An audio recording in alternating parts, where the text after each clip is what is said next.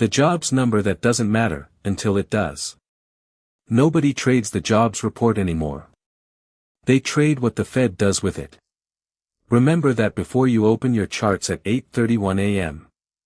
BLS drops July non-farm payrolls today at 8:30 a.m. Eastern Time.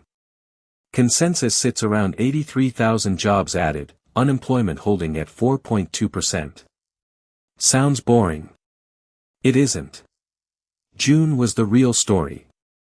Payrolls came in weak, then revisions gutted it further. April cut down 31,000, May cut down 43,000. 74,000 jobs that existed on paper in June don't exist anymore. That's not noise. That's the labor market quietly rolling over while headline prints kept everyone calm. So today isn't really about 83K versus whatever prints.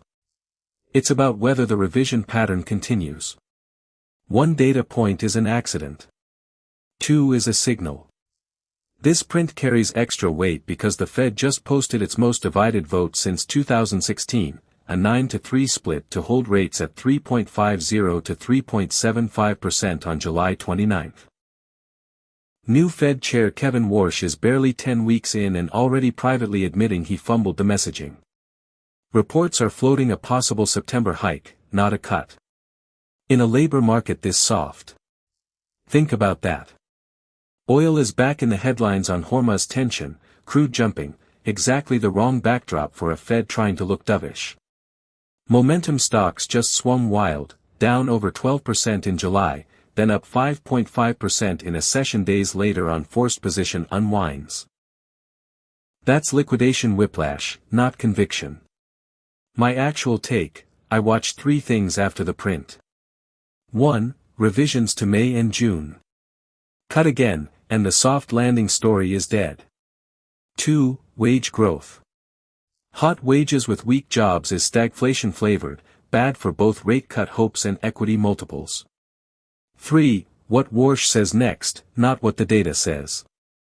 This Fed has shown it'll talk itself into confusion. If payrolls miss and wages stay hot, don't expect a rally. That's the combination that keeps the Fed boxed in. Everyone waiting for a miss equals cut trade might get the miss and not the cut.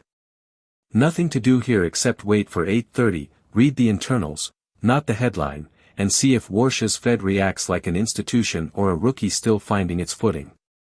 Let them panic on the headline. I'm reading the footnotes.